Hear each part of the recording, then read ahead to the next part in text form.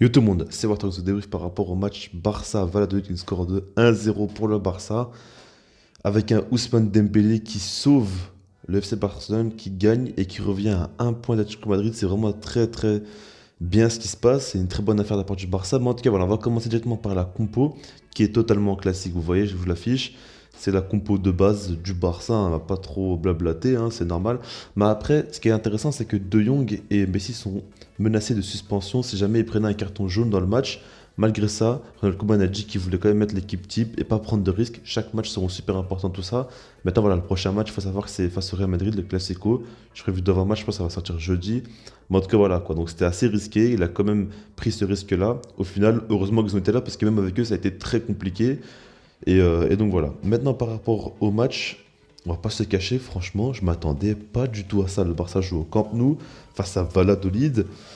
On avait l'impression que le Barça gagnait facilement tout ça, mais ils ont énormément galéré. En fait, ils n'ont pas concédé vraiment de grosses occasions ou quoi. Mais en tout cas, ils ont eu vraiment du mal à marquer, à être décisifs. Et ça a posé beaucoup de problèmes. En fait, Valladolid, ils ne sont pas venus dans un bloc bas ou quoi. Ils ont clairement osé jouer. Il y a Roque Mesa qui a été vraiment très bon, j'ai trouvé, surtout en première mi-temps. Il a quand même beaucoup fait du mal à l'équipe du Barça, mais c'est pas que Roque Mesa. C'est la mentalité des joueurs de la Valladolid qui a vraiment été très intéressante. Ils ont beaucoup osé jouer et beaucoup mis à mal cette équipe-là du Barça. Et en fait, on a vite vu que le système du Barça dans ce match-là n'était pas forcément très utile.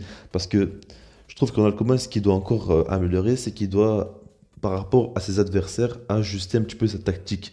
Parce que là, jouer à trois défenseurs, la compo à trois défenseurs, ça permet de défendre un peu, de protéger plutôt les latéraux. Mais quand on joue face à Valladolid, il faut clairement marquer des buts. Et peut-être qu'il aurait dû commencer avec un 4-3-3. On a vu qu'en seconde mi-temps, il a changé et il est passé en 4-3-3 avec De Jong du coup au milieu de terrain. Et ça a changé un petit peu la donne. On a vu que le Barça était beaucoup plus dans la domination. Parce qu'en première mi-temps, c'était assez équilibré dans la possession, tout ça. Mais en seconde mi-temps, quand le Barça est passé en 4-3-3, ils ont eu largement la possession et ils dominaient très très fortement. Les occasions s'enchaînaient, ça partait dans tous les sens. Mais s'il n'a pas eu une occasion vraiment franche, il a eu quelques petites frappes en dehors du rectangle.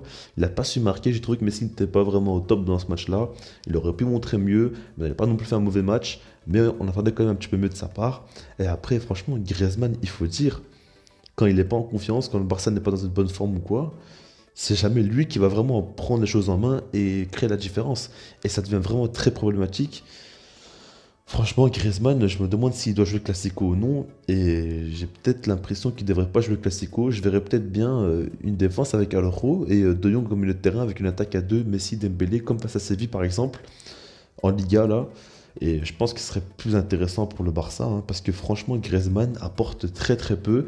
Et je ne lui fais pas trop confiance pour un match comme le Classico ou quoi. Autant avoir un joueur de plus au milieu de terrain quand on sait que le Real Madrid, eux, ils ont un très gros milieu de terrain. De toute façon, on reviendra à ça dans la vue d'avant-match.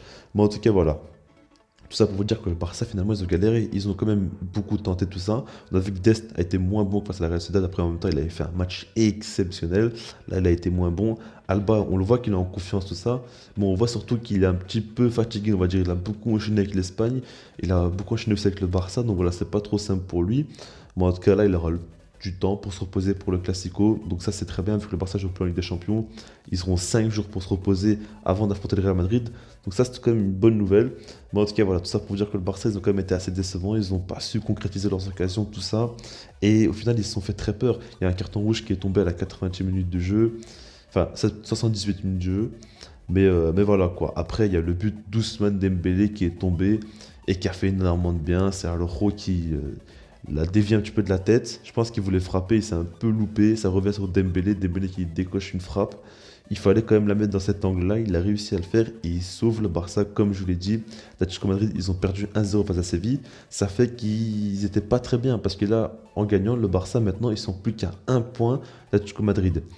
Et en gros, si le Barça gagne le Classico, ils seront vraiment très très bien parce qu'ils vont distancer le Real Madrid et ils se rapprochent très fortement d'Atlético Madrid. Surtout qu'il y a un match qui va arriver, Atlético-Barça. Donc on attend ça avec impatience. Il faudra surtout voir le Classico déjà avant de s'exciter, voir si le Barça confirme dans un gros match parce que cette saison, ils n'ont jamais vraiment été bons dans les gros matchs, voire très, très rarement ou trop rarement. Mais en tout cas, ouais, ce sera super intéressant de suivre. De toute façon, sur la chaîne, je ferai des vidéos débrief, des vidéos avant-match. Vous allez tout suivre avec moi. On va tout faire ensemble. En tout cas, voilà, tu peux me dire dans les commentaires ce que vous en pensez. Puis sinon, moi, je vous dis peace.